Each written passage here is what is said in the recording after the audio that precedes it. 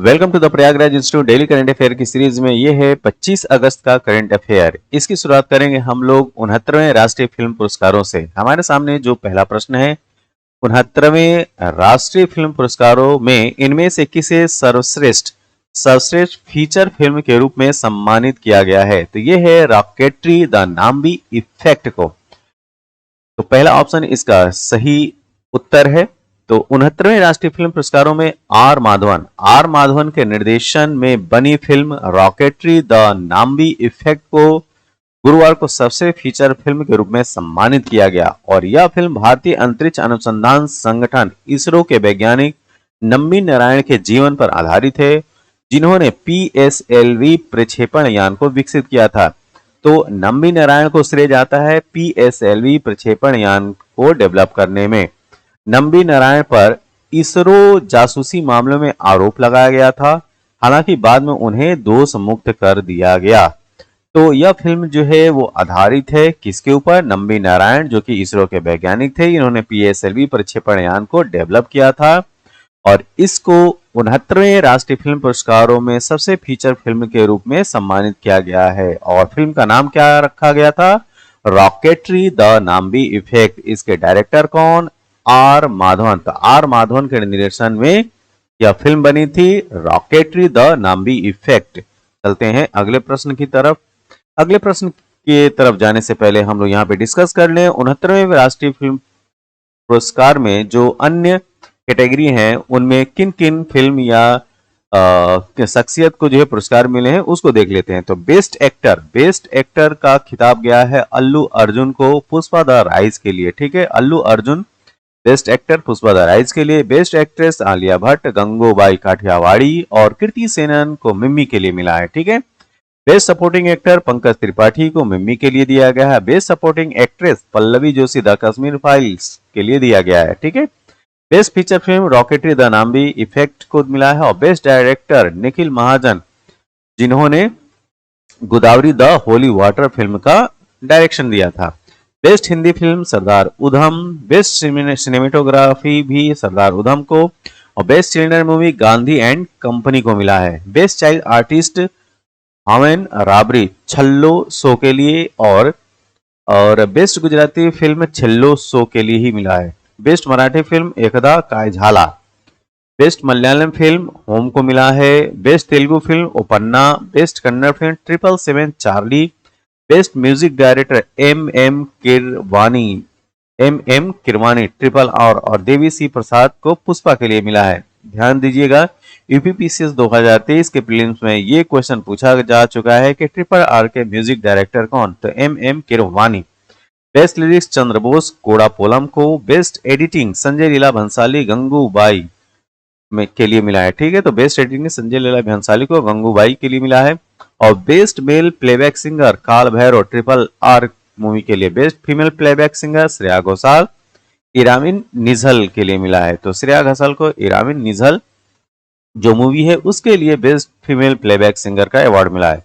Best choreography प्रेम रचिस्ट triple R के लिए और स्पेशल जूरी अवार्ड जो है विष्णुवर्धन शेरशाह के लिए विष्णुवर्धन को स्पेशल जूरी अवार्ड मिला है। और बेस्ट स्पेशल इफेक्ट जो है वी श्रीनिवास मोहन को ट्रिपल आर के लिए मिला है। अब चलते हैं अगले प्रश्न की तरफ।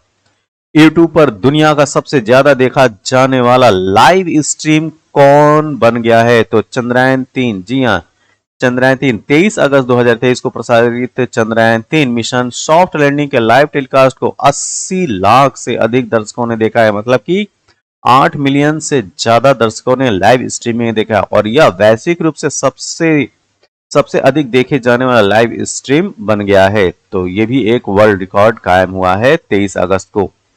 किस शहर की मेजबानी में 7वीं एशियाई महिला हॉकी चैंपियनशिप ट्रॉफी का आयोजन किया जाएगा? तो ये है शहर रांची, झारखंड की कैपिटल रांची। तो झारखंड की राजधानी रांची महिलाओं के लिए एशियाई चैंपियनशिप ट्रॉफी के 7वें संस्करण की मेजबानी करेगी और यह हॉकी इंडिया और झारखंड सरकार के बीच एक संयुक्त उद्यम होगा। ठीक है, तो ये किसके किसके बीच का है? तो हॉकी इंडिया और झारखंड सरकार के बीच का ये कोऑपरेशन है, जिसमें जो है 7वां एशियाई महिला हॉकी चैंपियनशिप ट्रॉफी जो है वो रांची में आयोजित की जा रही है। महिलाओं के लिए एशियाई चैंपियनशिप ट्रॉफी यहाँ की टूर्नामेंट पहली बार भारत में आयोजित किया जा रहा है और इसका आयोजन 27 अक्टूबर से 5 नवंबर 2023 तक रांची में आयोजित किया जाएगा। इस राज्य द्वारा स्टूडेंट पुलिस कैडेट स्कीम की शुरुआत की गई है, तो यह है पंजाब स्टेट। मुख्यमंत्री भगवंत सिंह मान ने राज्य में स्टूडेंट पुलिस कैडेट स्कीम की शुरुआत की और इस स्कीम के अंतर्गत पहले पड़ाव में राज्य के 280 सरकारी स्कूलों के 8वीं कक्षा के 11,200 विद्यार्थियों का चयन हुआ है, जिन्होंने वीडियो कॉन्फ्रेंसिंग के जरिए इस समागम में हिस्सा लिया है। और इस स्कीम संबंधी विस्तार में जानकारी देते हुए मुख्यमंत्री ने बताया कि इसका course bureau of police research and development द्वारा तैयार किया जाएगा, जो मौजूदा शैक्षणिक साल 2023-24 में 8वीं कक्षा के विद्यार्थियों को 2 साल में कराया जाएगा। इसे CSR, जिसका मतलब होता है कॉर्पोरेट सोशल रिस्पॉन्सिबिलिटी, तो CSR times life time achievement award से किसे सम्मानित किया है, तो यह है सालू जिंदल। सालू जिंदल को CSR times life time achievement award से सम्मानित किया गया है। तो प्रसिद्ध परोपकारी और JSP फाउंडेशन के अध्यक्ष सालू जिंदल को वंचितों के सामाजिक आर्थिक विकास और सामाजिक रूप से उनके उत्कृष्ट और स्थायी सकारात्मक योगदान के लिए प्रतिष्ठित CSR times life time achievement award 2023 से सम्मानित किया गया है। हाल ही में किस राज्य के अभयारण्य धौलपुर करौली को देश का 54वां टाइगर रिजर्व घोषित किया गया है, तो ये है राजस्थान। तो राजस्थान का जो अभयारण्य है धौलपुर करौली अब बन गया है भारत का 54th नंबर का टाइगर रिजर्व। तो राष्ट्रीय बाल संरक्षण प्राधिकरण NTCA, ठीक है, NTCA ने मंगलवार को राजस्थान के करौली और धौलपुर जिलों में बाघ अभयारण्य बनाने का प्रस्ताव को मंजूरी दे दी है और इसी के साथ धौलपुर करौली बाघ अभयारण्य बाघों मतलब कि टाइगर को समर्पित देश का 54वां अभयारण्य बन गया है। तो राजस्थान में और जो टाइगर रिजर्व है वो है रणथंभौर, सरिस्का, मुकुंदरा हिल्स और रामगढ़ विषधारी। तो ये जो 4 तो पहले से थे, रणथंभौर, दूसरा सरिस्का, तीसरा मुकुंदरा हिल्स, चौथा रामगढ़ विषधारी और अब 5वां बन गया है राजस्थान में कौन सा, धौलपुर करौली। तो इसको लेकर जो है पूरे देश में 54 जो है टाइगर रिजर्व हो गए।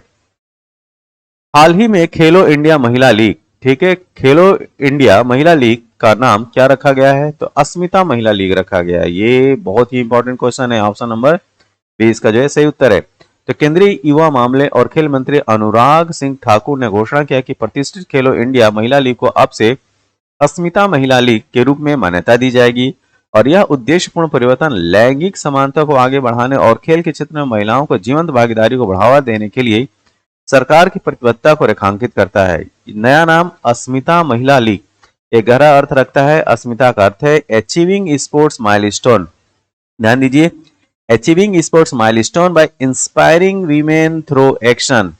तो लचीलापन, दृढ़ संकल्प और उपलब्धि की भावना को समाहित करता है जो पूरे देश में महिला एथलीटों को परिभाषित करता है। तो अब याद रखिएगा कि खेलो इंडिया महिला लीग का नाम हो गया है अस्मिता महिला लीग। अगला प्रश्न, हाल ही में देश में ख्याति प्राप्त व्यक्तित्व CR राव का देहांत हो गया। वे किस क्षेत्र से संबंधित है, इस तरह से प्रश्न पूछे जाते हैं। तो उनका फील्ड था सांख्यिकी का, ठीक।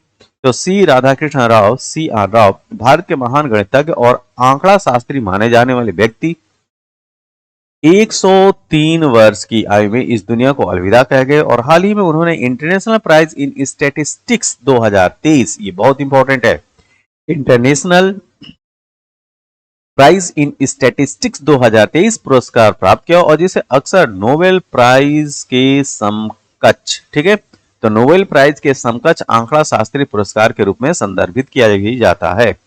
CR राव का जन्म बल्लारी में एक तेलुगु परिवार में हुआ था और जो मद्रास प्रेसिडेंसी का हिस्सा था अब कर्नाटक में है। तो हमने क्या जाना, जो CR राव हैं वो सांख्यिकी से संबंध रखते हैं और उनको हाल ही में इंटरनेशनल प्राइज इन स्टैटिस्टिक्स 2023 पुरस्कार से सम्मानित किया गया, जिसे नोबेल प्राइज के समकक्ष आंकड़ा शास्त्री पुरस्कार के रूप में भी जाना जाता है।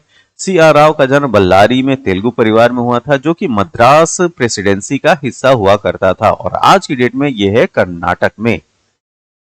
अगला प्रश्न, विश्व पैरा पावर लिफ्टिंग चैंपियनशिप 2023 में भारत के लिए पहला स्वर्ण पदक किसने जीता है? तो पहला गोल्ड लेके आए हैं हनी डबास।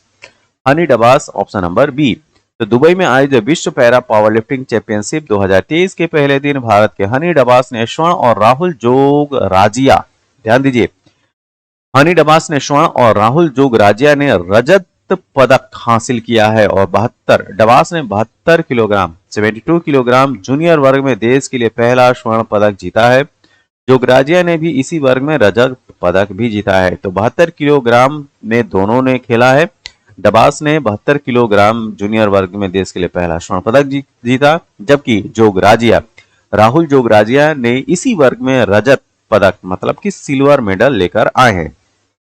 किस राज्य सरकार ने अपने कर्मचारियों को आयुष्मान भारत योजना में शामिल करने का निर्णय लिया है? तो यह है हिमाचल प्रदेश। मुख्यमंत्री सुखविंदर सिंह सुक्खू, ठीक है, मुख्यमंत्री सुखविंदर सिंह सुक्खू की अध्यक्षता में हिमाचल प्रदेश में मंत्रिमंडल ने मंगलवार को राज्य के सफाई कर्मचारियों को स्वास्थ्य बीमा प्रदान करने के लिए आयुष्मान भारत योजना के तहत शामिल करने का निर्णय लिया है। यह वीडियो आपको कैसा लगा? जैसा भी लगा हो आप अपने सुझाव जो है कमेंट बॉक्स में जरूर दें। इस वीडियो की पीडीएफ के लिए आप हमारा the Prayagraj institute Telegram channel को ज्वाइन कीजिए और यहां से इस वीडियो की पीडीएफ को प्राप्त कीजिए। तब तक के लिए थैंक यू, धन्यवाद।